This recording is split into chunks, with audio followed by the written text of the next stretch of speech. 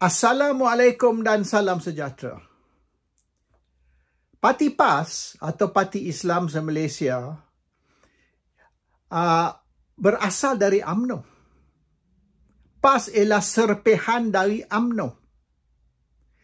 UMNO ditubuhkan tahun 46. Dan pada tahun 51, sebelum merdeka, golongan Islamis di dalam UMNO nak memperjuangkan negara Islam dan undang-undang Islam, syariah, hudud dan macam-macam lagi. Tapi golongan nasionalis yang dipimpin oleh Tengku Abdul Rahman tak mahu Malaya tukar jadi negara Islam ataupun UMNO memperjuangkan negara Islam atau undang-undang Islam, maka golongan Islamis di dalam UMNO keluar dari UMNO dan buka parti baru yang dipanggil Pan Malaysian Islamic Party. Itu tahun 51 ataupun 5 tahun selepas UMNO ditubuhkan. Maka PAS ni ataupun PMIP semasa tu boleh dianggap sebagai parti serpihan UMNO, UMNO Breakaway Party. Dan mereka berpisah 5 tahun selepas UMNO ditubuhkan kerana golongan asal, pemimpin asal UMNO nak sekularisme dan golongan Islamis nak Islam. So, wujudlah dua parti pada tahun 51. Satu, UMNO, parti nasionalis yang mempertahankan sekularisme, dan PAS, parti serpihan UMNO yang nak memperjuangkan Islam, hukum Islam dan sistem Islam. Semenjak itu, boleh dikatakan sudah 73 tahun, 73 years ataupun 4 keturunan. 4 generations. 4 generations tu dari generasi atuk saya ke generasi ayah saya, generasi saya, dan generasi yang keempat, generasi anak saya yang sudah boleh mengundi. So 4 generations of voters from my grandfather down to my children, mereka telah mengundi untuk sekularisme. Ringkas cerita, orang Melayu tak mau negara Islam, orang Melayu tak mau undang-undang Islam ataupun undang-undang Islam yang berkait dengan jenayah. Mereka hanya nak undang-undang syariah yang berkait dengan family law. Bermaknanya, kalau perkara melibatkan jenayah, baik rompak bank ke, rogol ke, curi duit ke, ataupun berzinah, ataupun melakukan apa-apa jenayah seks, mereka nak dihukum ataupun undang-undang sekular dilaksanakan.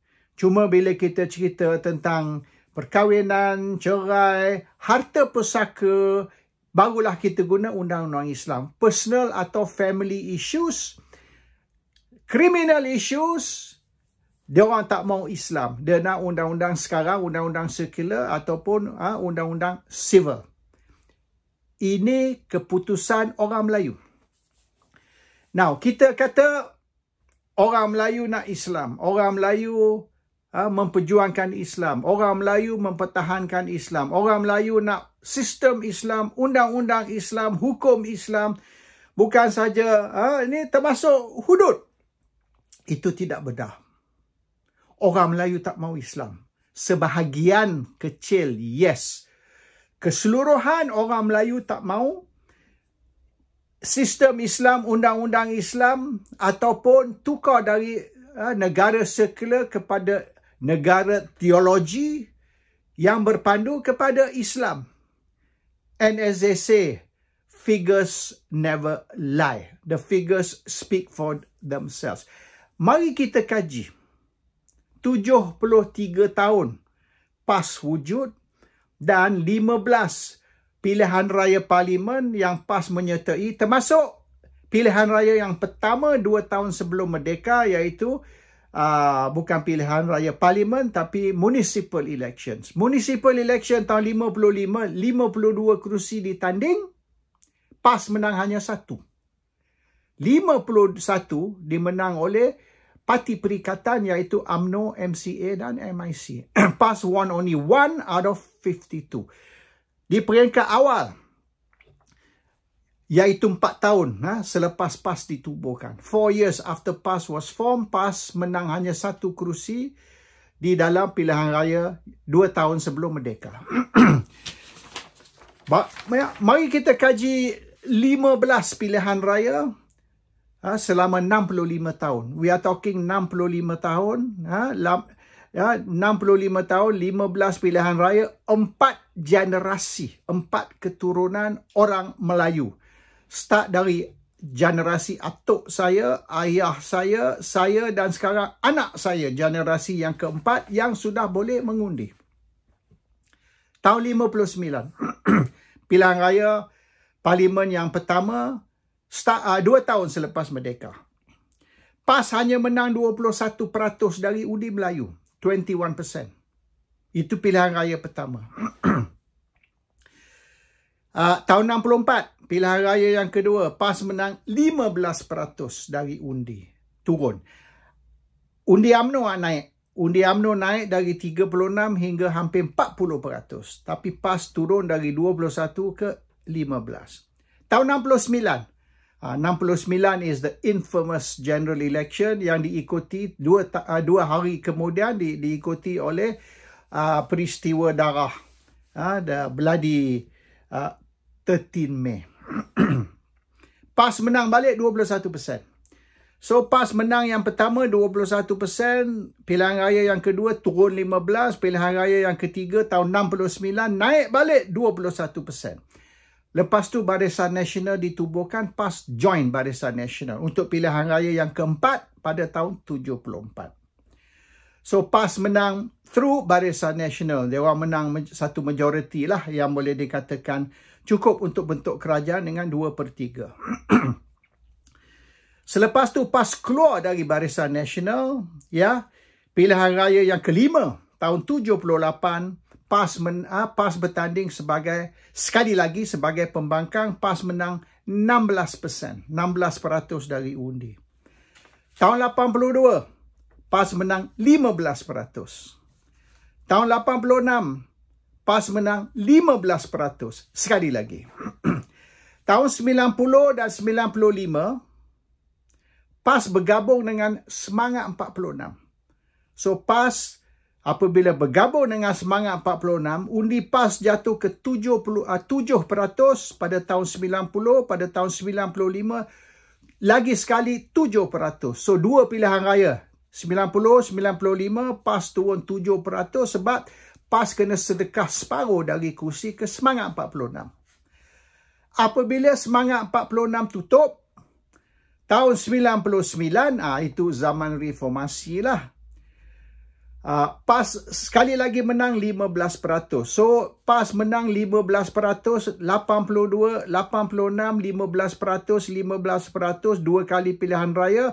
90, 95 bergabung dengan Semangat 46, PAS menang separuh, 7% dari 2 pilihan raya tersebut. Tahun 99 apabila Semangat tutup, PAS bertanding sekali lagi sebagai pembangkang solo. PAS dapat 15%. Tahun 2004 sekali lagi PAS dapat 15%. Tahun 2008 sekali lagi PAS dapat 15%. Tahun 2013 sekali lagi PAS dapat 15%. Jadi boleh dikatakan 1, 2, 3, 4, 5, 6, 7, 8 pilihan raya.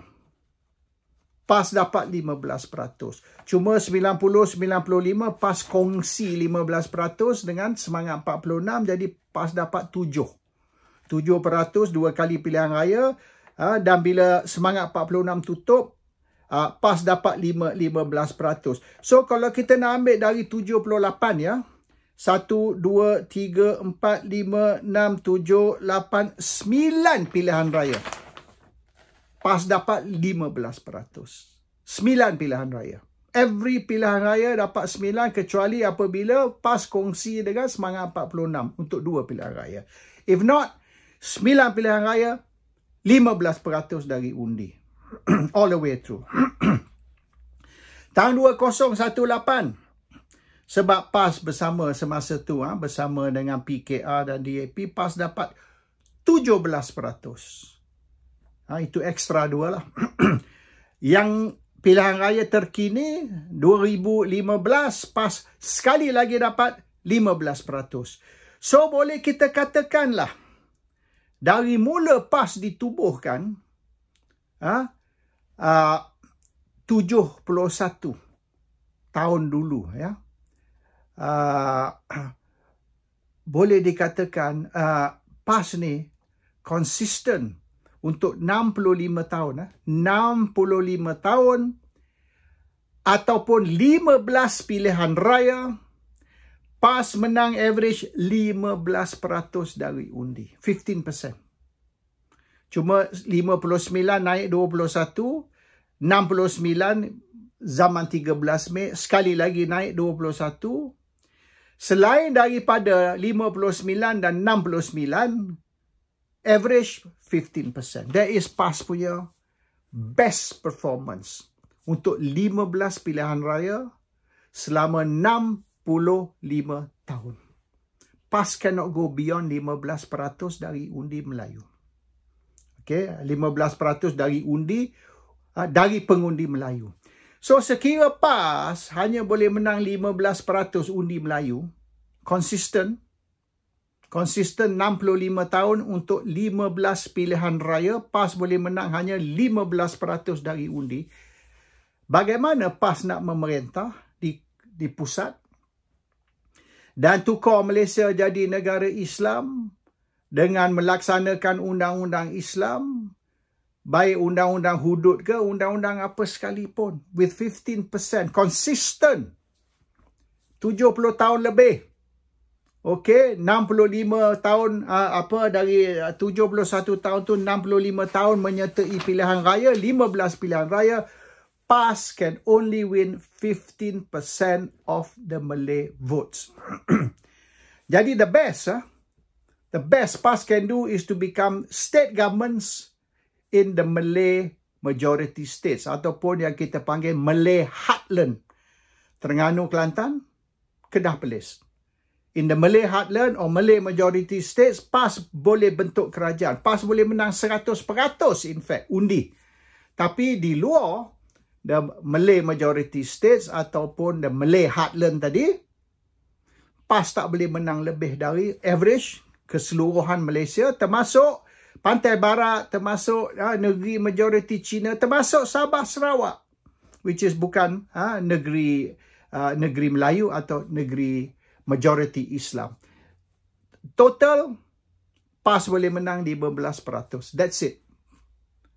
Buat macam mana sekalipun. So, mustahil PAS nak tukar Malaysia jadi negara Islam atau melaksanakan undang-undang Islam ataupun undang-undang hudud. Impossible. Dan sekira persebaharan semula berlaku, okay, the delineation exercise, di mana kerusi parlimen yang boleh dikatakan pengundi terlampau banyak dipecah jadikan 2 atau 3 kerusi parlimen, bermaknanya lagi 30 kerusi baru akan wujud. So kita akan ada dalam lebih kurang 25 atau 26 kerusi parlimen keseluruhan in total. 250 atau 260 kerusi parlimen baru, dan termasuk Sabah Sarawak, sebab Sabah Sarawak kena diberi 25%. So kalau kita tambah 30 lagi kerusi parlimen, so bermaknanya 7-8 lagi kerusi parlimen kena bagi Sabah Sarawak, iaitu bukan kerusi majoriti Melayu atau majoriti pengundi Islam. So we might end up in the end dengan Sabah Sarawak diberi 25% tambahan kerusi, gedebuk-gedebak, mungkin kita akan ada new seats dalam 260-270. Dan kalau mereka nak tolak naik ke 300 pun boleh. Tapi conservatively speaking, at least 227 kerusi keseluruhannya tambahan 30 ke 40 kerusi bukan kerusi majoriti Melayu atau bukan kerusi majoriti Islam. Bermaknanya, kalau PAS boleh maintain lah 15% dari keseluruhan undi, popular vote 15% dari jumlah kerusi, dia akan menurun lagi. So kalau dulu kita kata PAS dapat 53 kerusi, kerusi parlimen, PAS boleh menang 53 kerusi parlimen, misalan. Tapi kerana kerusi parlimen sudah bertambah dari 222 hingga 260, 270 misalan, so PAS punya share of seats turun lagi. Walaupun the share of votes maintain lah, katalah 15%, masih boleh menang, tapi jumlah kerusi akan menurun. Bermaknanya majoriti PAS dalam parlimen atau jumlah kerusi PAS dalam parlimen akan turun lebih lagi dari sekarang. So, cita-cita PAS untuk nak bentuk satu negara Islam atau nak laksanakan hukum Islam, undang-undang Islam dalam apa bentuk sekalipun mustahil berlaku. Oleh kerana apabila PAS boleh menang hanya 15% sahaja dari jumlah undi, kalau kita ambil undi Melayu sebagai atau undi orang Islam sebagai 60%, bermaknanya PAS tak boleh menang separuh pun undi Melayu. Dan walaupun di Kemaman PAS menang 70% baru ni dalam pilihan raya kecil Parlimen Kemaman, PAS boleh menang 70%. 70% is dalam kawasan majoriti Melayu. Kalau kita ambil overall, the total drops to 15%. Bukan lagi 70%. Sebab ada beberapa kursi di dalam Malay Heartland ataupun negeri majoriti Melayu sahaja di mana PAS boleh menang 70%. Di tempat lain PAS tak boleh menang 10% pun. So that's the problem. When we average out, kalau you kira satu kerusi Parlimen Kemaman, tapi bila you banding dengan 260 ke 270 kerusi Parlimen, dia tidak lagi 70%. The overall average. So which means PAS can never form the federal government. Never. Kalau PAS bergabung dengan parti lain, parti mana? Parti Pribumi Bersatu. Banyak mana kursi Parti Pribumi Bersatu boleh menang?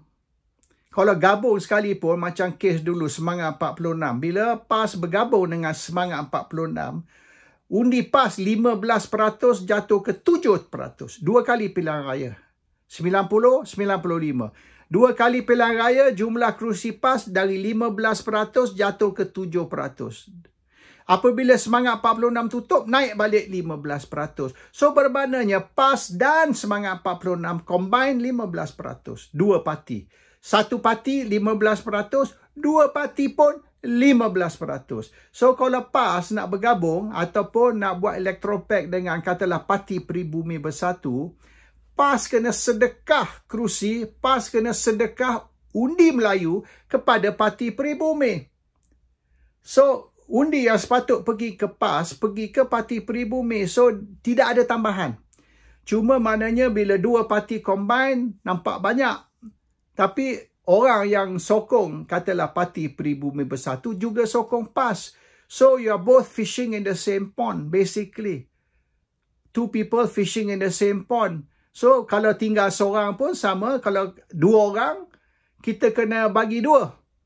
Jumlah yang sama bagi dua. Same tahun 90-95 semasa Semangat 46. 15% kerat dua.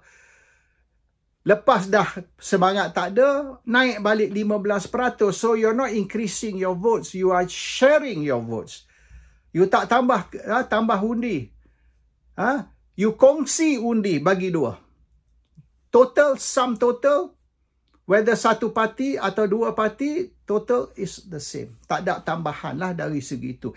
Unless, macam zaman 99 dulu, zaman reformasi, kalau PAS bekerja dengan PAS bekerja dengan Parti Keadilan dan DAP, That one they're not sharing vote sebab Parti Keadilan dia pasaran lain. DAP pasaran lain. So you combine 3 parti banyaklah. Tapi kalau is with Parti Peribumi ataupun dulu sebagai 46, bila you join dengan PAS, you're just taking the same votes bagi 2. But DAP dia ada market dia sendiri. PKR ada market dia sendiri. So PAS tak payah korban kerusi atau korban undi kepada mereka. Mereka ada dia orang punya penyokong, dia orang punya pengundi sendiri. Dan you increase. 3 parti gabung, you increase. Tapi kalau you bergabung dengan Parti Melayu, baik Semangat 46 dulu atau Parti Peribumi sekarang, you are just taking the same market, but you are sharing out the votes to 2 people atau 3 people. Dia tidak bertambah. Baik undi, baik kerusi. So kalau PAS nak memerintah di pusat lah, dan mendapat cukup majoriti untuk melaksanakan Islam, PAS kena kerjasama bergabung dengan parti bukan Islam.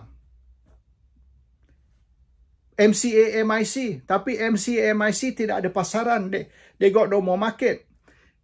Dia PKR dengan DAP. PKR dengan DAP tak sokong pelaksanaan hukum Islam ataupun tak sokong untuk tukar Malaysia dari negara sekular ke negara Islam. Ini clear. Di dalam DAP punya perlembagaan. DAP punya constitution. Okay, what does the party constitution say? The Merdeka Constitution is a circular document instilled with the principle of democracy, freedom, rule of law and respect of human rights, and imbued with the ideals of accountability, equality, justice and human dignity. DAP melihat hukum Islam ataupun hukum syariah ke hudud sebagai melanggar prinsip perlembagaan DAP. DAP tak boleh sokong. And kalau kita baca dia punya to acknowledge the fundamental right of freedom of religion, which encompasses the freedom of the respective religion from being subject to oppressive laws and discriminating act. Bermakna freedom of religion di sini termasuk orang Islam, keluar Islam, masuk Kristian ke Hindu ke Buddhis. That's freedom of religion. Tafsiran DAP freedom of religion is bebas untuk nak masuk mana-mana agama atau bebas untuk even tidak percaya Tuhan. That's freedom of religion. Iaitu atheism is considered freedom of religion. You tidak sekarang ni orang Islam lahir dalam keluarga Islam automatically jadi Islam. Freedom of religion, no. Semata-mata mak bapak you Islam, you lahir dalam keluarga Islam, you boleh ikut mana-mana agama you nak. That is principle of democracy and freedom of religion. So kita kena faham. Prinsip perjuangan PAS bertentangan dengan prinsip perjuangan Pakatan Harapan ataupun DAP dan melanggar perlembagaan DAP. So DAP tak boleh nak langgar perlembagaan parti dia sendiri dengan bersetuju dengan PAS. So this is very important. Kalau kita kaji semua prestasi 65 tahun, 15 pilihan raya, matlamat perjuangan Pakatan dan DAP, perlembagaan parti DAP, PAS tidak ada tempat di dalam kerajaan pusat. And this is the reality. So bagaimana PAS nak dapat sokongan orang Melayu untuk melaksanakan Islam, hukum Islam atau tukar Malaysia dari negara sekular ke negara teologi, and in this case is going to be theology of Islam, ya. Apabila hanya 15% pengundi sahaja yang sokong you dan jumlah kerusi yang you menang, walaupun you boleh menang jumlah kerusi sama, dia akan turun apabila 30-40 kerusi baru diwujudkan atau dilaksanakan tidak lama lagi. Dan sekarang ni Pakatan Harapan ada 2/3 majoriti dalam parlimen. So kalau mereka nak buat sepadan semula dan mereka nak tambah 30 ataupun 40 kerusi parlimen baru masuk Sabah Sarawak included, ya. Tak ada orang boleh halang. So hasrat PAS ni akan jadi lebih jauh dengan 30-40 kerusi baru, kerusi bukan Melayu ataupun kerusi di kawasan majoriti bukan Islam. That's the reality. So how PAS nak continue mendapat sokongan Melayu apabila orang Melayu sendiri tak mau Islam? You kata orang Melayu nak Islam. Mana orang Melayu nak Islam? Saya dah baca dah dia punya statistik tadi tengok. You see that statistik yang saya baca. 65 tahun, 15 pilihan raya, average PAS menang hanya 15% undi. Popular vote. Dia turun naik lah. Masa semangat 46, dia share dengan semangat 46 dan sebagainya lah. Tapi akhirnya PAS punya pengaruh termasuk yang dia tolong semangat 46 atau dia tolong Parti Peribumi Bersatu lah kalau sekarang ni untuk mendapat sokongan atau undi orang Melayu, orang Islam is still 15%. That's the best you can do. 15% bermaknanya kalau kita nak dapat sekurang-kurang separuh dari undi Melayu, ya. Kita kata undi Melayu. Kalau kita nak separuh dari undi Melayu, kita kena ada 30%.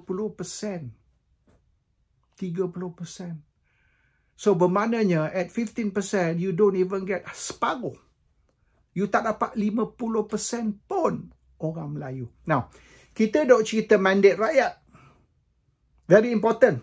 Mandat rakyat. Mandat rakyat. Duduk ulang mandat rakyat. Orang politik ni bila cakap je mandat rakyat. Mandat rakyat, kalau kita nak ada mandat rakyat ataupun sekurang-kurang mandat rakyat Melayu Islam, kita kena ada at least, ya, minimum 35% undi. 35% undi. Baru kita boleh claim kita ada mandat rakyat. Mandat rakyat iaitu lebih dari separuh orang Melayu, orang Islam nak Islam. More than 50% Malays, Muslims nak Islam.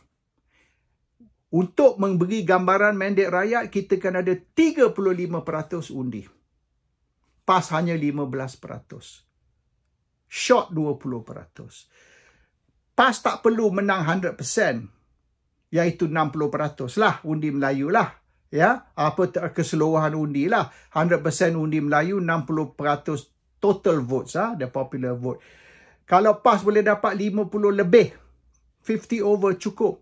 Tapi untuk dapat 50 lebih, kena ada 35%. PAS hanya boleh 15%. So, ringkas cerita, berdasar kepada mandat rakyat, orang Melayu, majoriti tidak mahu Islam, negara Islam, ataupun undang-undang Islam. Majoriti. Yang nak Islam ataupun undang-undang Islam, sistem Islam, ialah minoriti. Minoriti orang Melayu, minoriti rakyat Malaysia berbilang kaum. Tak kisah Melayu ke bukan Melayu, Islam bukan Islam, majoriti tak mau Islam. Kalau kita ambil Melayu sahaja pun, Melayu Islam only, lebih dari separuh tidak mau Islam. Boleh kita ringkas cerita 2/3 keseluruhan orang Melayu, bukan orang Melayu Kemaman saja yang 70% nakkan PAS tadi. Itu pun mereka undi PAS ada sebab lain. Misalnya yang bertanding Menteri Besar Terengganu, lawan dia tak kenal siapa dia ni. So hari ni kalau tanya siapa calon UMNO Kemaman, nama pun orang dah tak ingat dah, unknown. So tolak tu maknanya we talk about the Islamic sentiments of Kemaman Malays. Boleh dikatakan keseluruhan orang Melayu tak mau Islam, keseluruhan orang Melayu tak mau undang-undang Islam ataupun negara Islam. So ke mana PAS nak pergi sekarang? Adakah PAS nak teruskan perjuangan Islam, perjuangan untuk negara Islam, perjuangan untuk undang-undang Islam? Kalau itu hasrat PAS, PAS will never be in the federal government. Kecuali PAS bekerja, berpakat dengan parti sekular dan parti bukan majoriti Melayu. Macam tahun 99 dulu, tahun 2013 dan sebagainya. Kalau PAS masih mempertahankan Islam sebagai its perjuangan, PAS akan kekal sebagai parti pembangkang, kecuali di dalam beberapa negeri majoriti Melayu. PAS will be a regional party, not a national party. And PAS kena terima Malaysia akan kekal sebagai negara sekular, mengguna undang-undang bukan Islam selama-lamanya. Assalamualaikum.